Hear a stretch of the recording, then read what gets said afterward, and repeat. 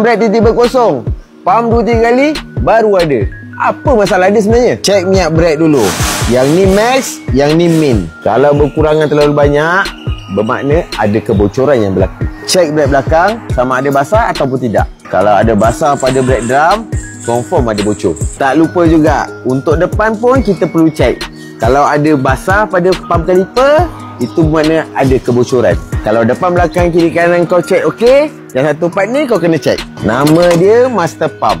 Rupa-rupanya bocornya dekat situ je. Minyak tu datang daripada oil seal master pump ni yang dah bocor. Fungsi master pump ni ibu kepada semua brake. Kalau tak ada dia, bukan brake lah namanya. Dalam master pump ni ada oil seal, ada shaft.